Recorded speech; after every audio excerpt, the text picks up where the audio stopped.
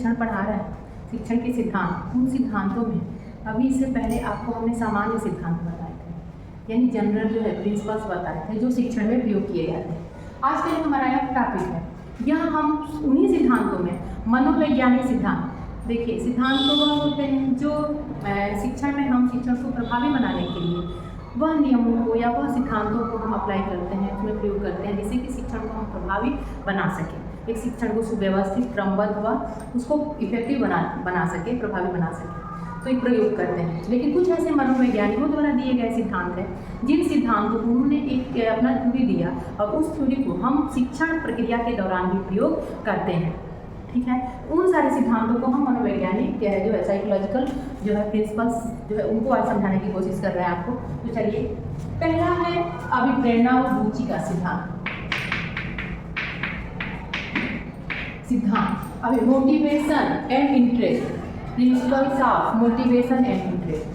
तो अभिप्रेरणा, एक बात समझिएगा, कोई भी चीज़ जब हम बच्चों को पढ़ाते हैं तो जब छात्र मोटिवेट रहता है, उसको उसमें रुचि रहती है, तो वह विषय वह टॉपिक ज़्यादा से ज़्यादा सरल हो जाता है बच्चों के लिए। और सीखने में जब छात्र रुचि लेगा, यानी मन से अगर सीख रहा है, रुचि के साथ सीख रहा है, वह सीखने के लिए तत्पर है, तो क्या होगा, वह सीखने के लिए मोटिवेट है, तो क्या होगा, वह चीज़ों को ध्यान से सीखेगा और समझेगा, तो वह शिक्षण प्रभावी होगा।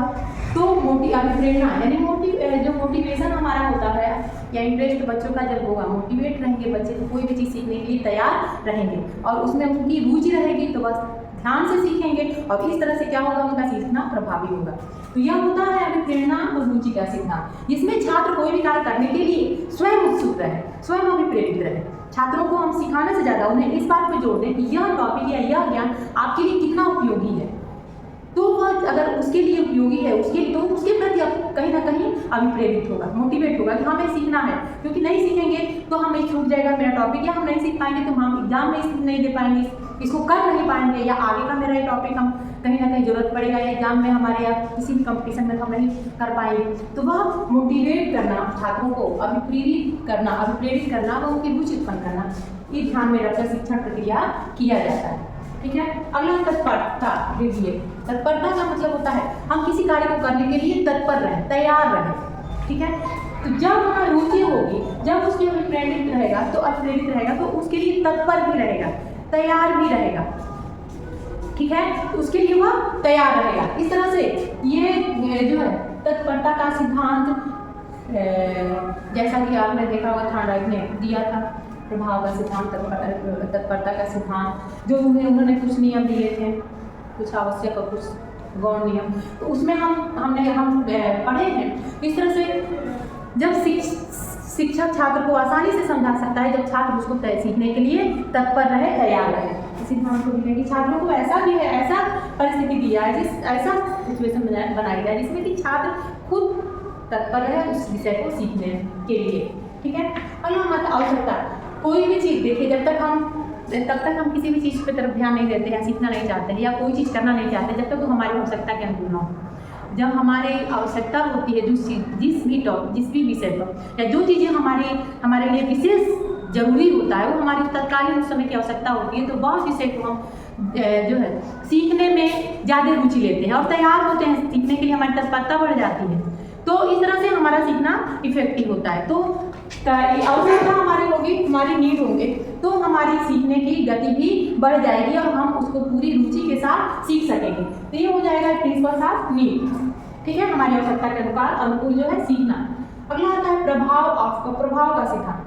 प्रभाव यानी कि जो हमारे प्रिंसिपल्स हैं, जो भी चीज़ें हम सिखा रहे हैं, वह चीज़ें जो बता रहे हैं, उसका प्रभाव कितना है, उसका इफेक्ट कितना है बच्चों पर, वो कितना इफेक्टिव हो रहा है, यह ध्यान में रखते हुए शिक्षण प्रक्रिया को पूरा किया जाए कि कितना इफेक्टिव है, कितना वो प्रभावशाली है। अगला हमारा है प्रतिपुष्टि, फीडबैक एंड रेनफोर्समेंट।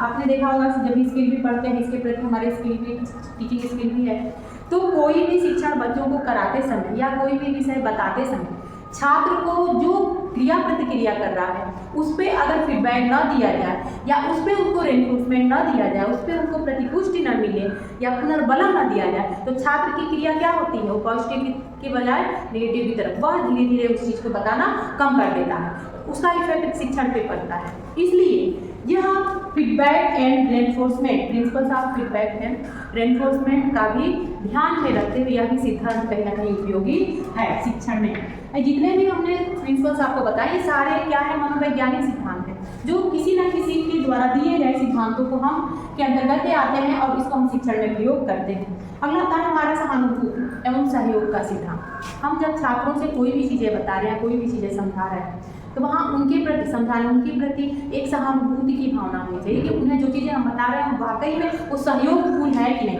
वो सहयोग कर रहे हैं कि नहीं छात्रों को। इस चीज़ को ध्यान में रखते हुए जब हम शिक्षण प्रक्रिया पूरा करते हैं तो वह इफेक्टिव होता है। उन्हें समय समय पर सहयोग किया जाए, उन्हें जहाँ जिस समस्या में आए समस्या के समाधान में हमारी पूरी सहायता करे शिक्षक, वहाँ पे वह शिक्षण प्रक्रिया तक प्रभावी होगा। क्योंकि सीखने में छात्र का ज़्यादा रोल है, छात्र सीख रहा है, शिक्षक तो विषय वस्तु को रख रहा है। अगर छात्र नहीं सीखता है फिर वहाँ शिक्षण प्रक्रिया को हम पूरा सफल नहीं मानते हैं। इसलिए यह भी जो है सिद्धांत आता है।